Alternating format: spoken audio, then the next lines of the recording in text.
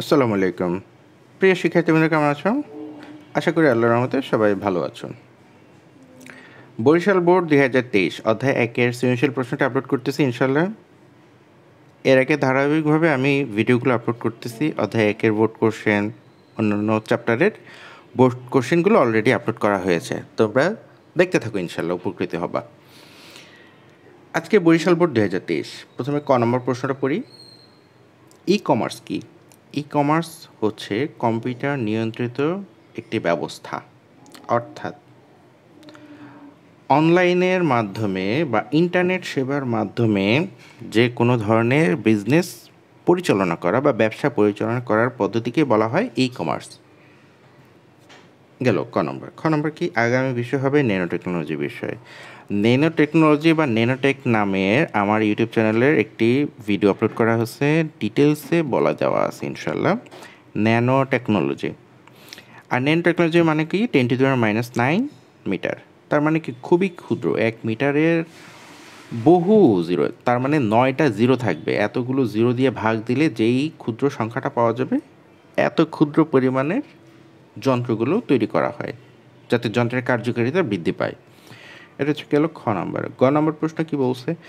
উদ্দীপকে উল্লিখিত গাড়িটি তৈরি করার প্রযুক্তি আলোচনা করো। আচ্ছা, গাড়ি তৈরি করার প্রযুক্তি তো উদ্দীপক তো পড়তে হবে এখন। মিস্টার এক্স গবেষণা করার উদ্দেশ্যে ক দেশে পৌঁছে বিমান থেকে নেমে ড্রাইভারবিহীন একটি স্বয়ংক্রিয় ওকে।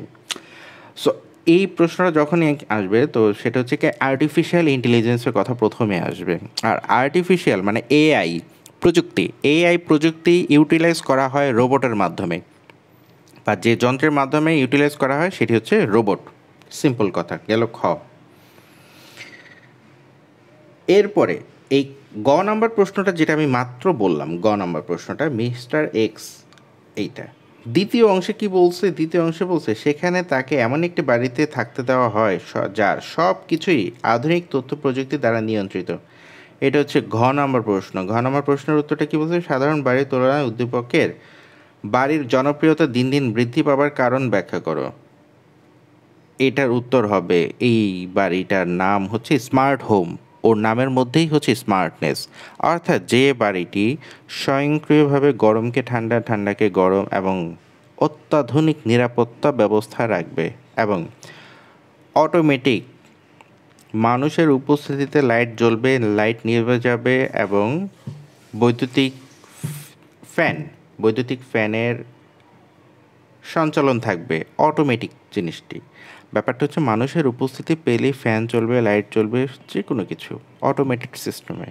আর ভয়েস কন্ট্রোলিং সিস্টেম থাকবে প্রত্যেকটার মধ্যে, মানে যেই ব্যক্তি বাড়িতে থাকবে তার ভয়েসের সাথে ওই ডিভাইসের কানেকশন থাকবে। এটা যে কেউ চাইলেই পারবে না। সো আবার যে কেউ যদি করতে চায়, যেমন ধরো যে বাড়িতে মেহমান আসলো, সেই মেহমানকে অ্যাক্সেস দেওয়া হবে, তাহলে সেই মেহমানের ভয়েসটা ওই মেশিনের সাথে কানেক্টেড করে দেওয়া হবে, স্মার্ট হোমের মেশিনের সাথে কানেক্টেড করে দেওয়া হবে। তো এই বিষয়গুলো সুন্দর করে গুছায় বলবা, স্মার্টলি সকল কিছু হয়ে যাবে। তো এটা নিয়ে আমার একটা ভিডিওতে দেওয়া আছে, সেখানে হচ্ছে ফ্রিজের ব্যাপারটা আমি বলছি অটোমেটিক সিস্টেমের মধ্যে, যে ফ্রিজে অটোমেটিক কোন জিনিসটা অ্যাভেলেবেল আছে, কোন জিনিসটা নাই, কোন জিনিসটা কতদিন ছিল, কোন জিনিসটার মেয়াদ কতদিন আছে, এই সবগুলো বিষয়ে ফ্রিজের ডিসপ্লে, স্মার্ট ডিসপ্লে থাকবে। ওই ডিসপ্লের মধ্যে সবগুলো জিনিস আমরা অটোমেটিকলি দেখতে পাবো। তো এরকম সকল বিষয়, মানে স্মার্ট হোমের মধ্যে যত ডিভাইস থাকবে সবগুলো স্মার্টলি হ্যান্ডেল করতে হবে, স্মার্টলি কাজগুলো হবে। সো এই বিষয়গুলো হচ্ছে স্মার্ট হোমের আধুনিকায়ন বা বাস্তবতায় হচ্ছে এইরকম। তো এই ব্যাখ্যাগুলো সুন্দর করে গুছিয়ে দিয়ে দিবা, তাহলে হয়ে যাবে ইনশাল্লাহ। তো বরিশাল বোর্ড 2023-এর প্রশ্নটি হয়ে গেল ইনশাল্লাহ। তোমরা সলভ করবা, আমার জন্য দোয়া করবা। আসসালামু আলাইকুম।